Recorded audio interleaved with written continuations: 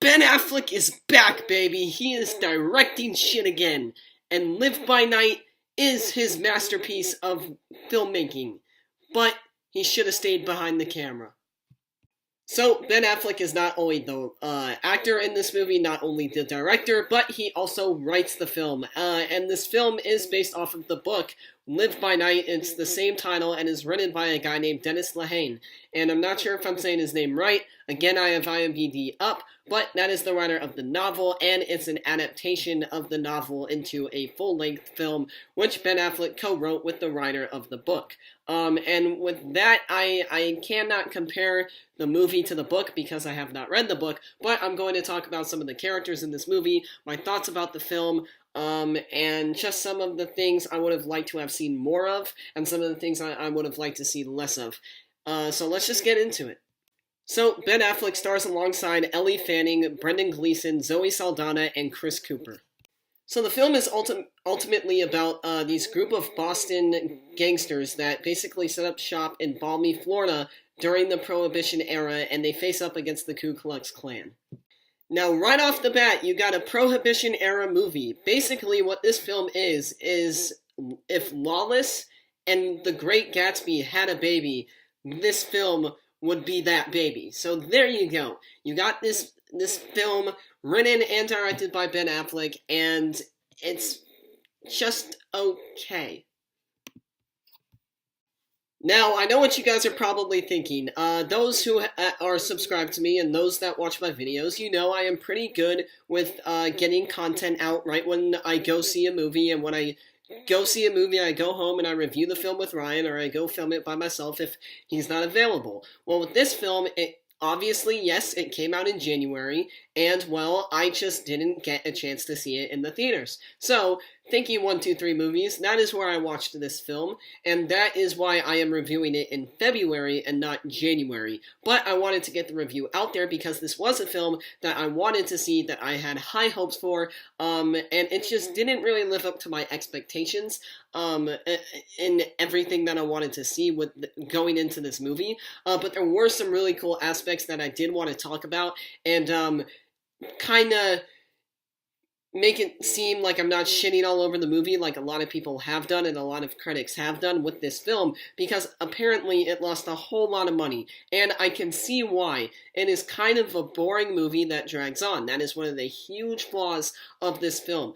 And I will talk about that later in this review, but I do want to congratulate Ben Affleck on being a phenomenal director. This was his dream job, and it got completely shit on, and I don't think it should have been completely shit on the way that it was shit on. I know I'm saying shit a lot, but I'm trying to make sense of the situation on why this movie did so bad, and how much better it could have been.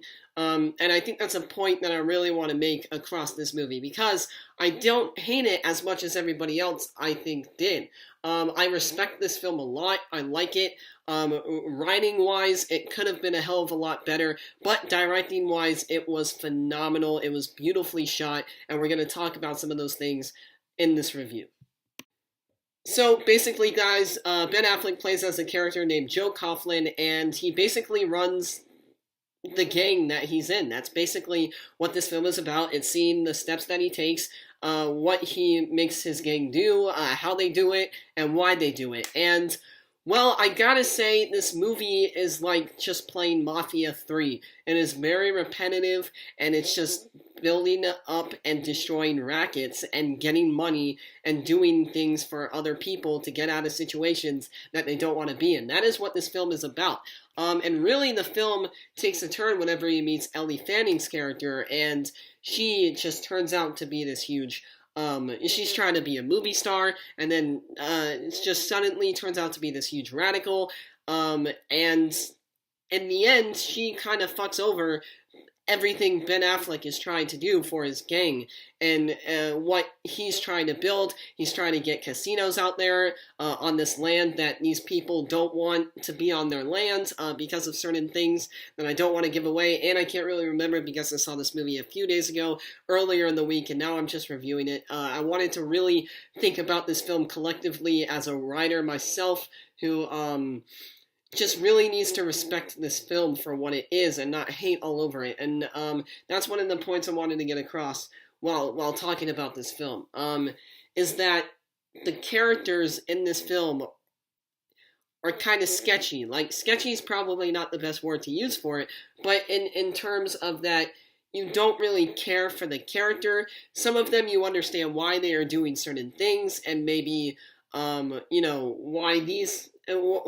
what things happen to what certain characters, and you may feel for them more than some of the other characters in this film, and that makes a lot of perfect sense because that's how this film is set up, and that's the way Ben Affleck set up this film. Now, Ben Affleck, I feel like he did a great job directing all the action scenes, all the regular talking scenes between characters, and everything was flawless about that part of the movie.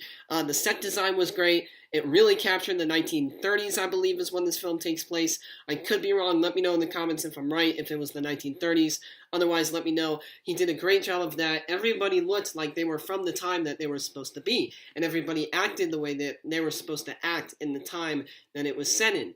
But, again, it was the characters that helped this movie, but also really made this movie at an all-time low and kind of had a major side effect to what they were trying to do. Now, he works with a partner named Chris Messina.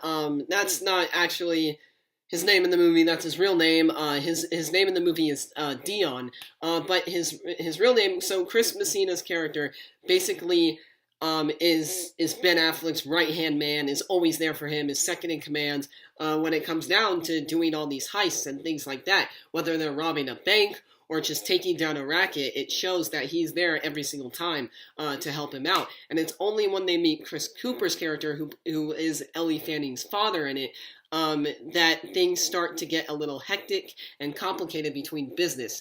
In the movie, you see Ben Affleck go to jail, and you see how he does his time for some consequences at the beginning of the movie, and after that, it kind of just takes a really, really slow turn up until about an hour and a half way through.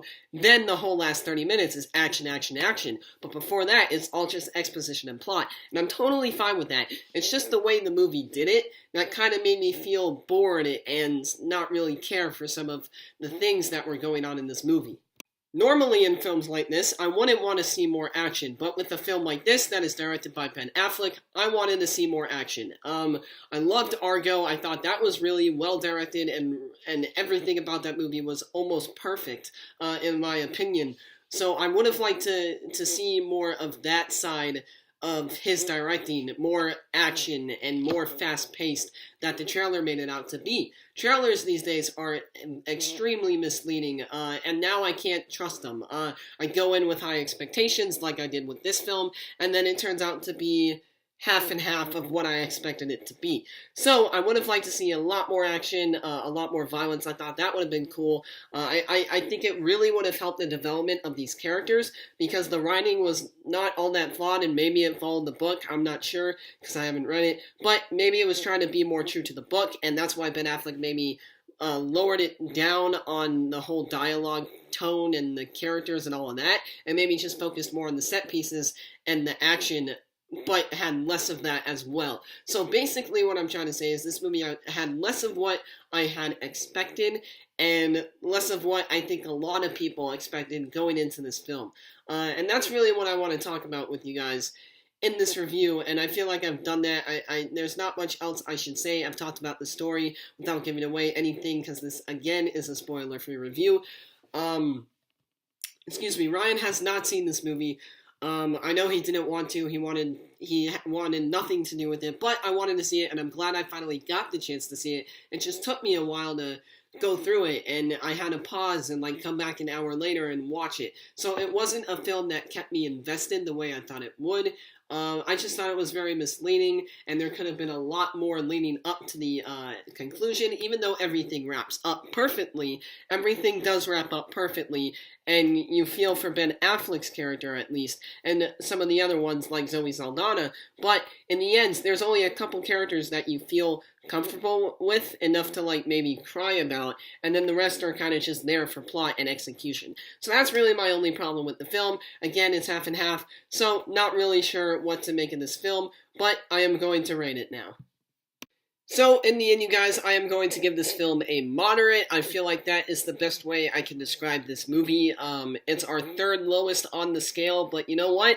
It deserves this rating. I went in with high expectations, and again, that ruined it for me. And I think that did the same thing with the Lego Batman movie. It's just, I went in with high expectations, and it didn't live up to what I was expecting. And, I don't know. That's just how I feel. Let me know what you guys thought about Live by Night. If you've seen it, if you want to see it, if you don't want to see it, and what is your favorite Ben Affleck movie? I really want to know. Let me know in the comments below. And also, you guys, we just reached 30 subscribers.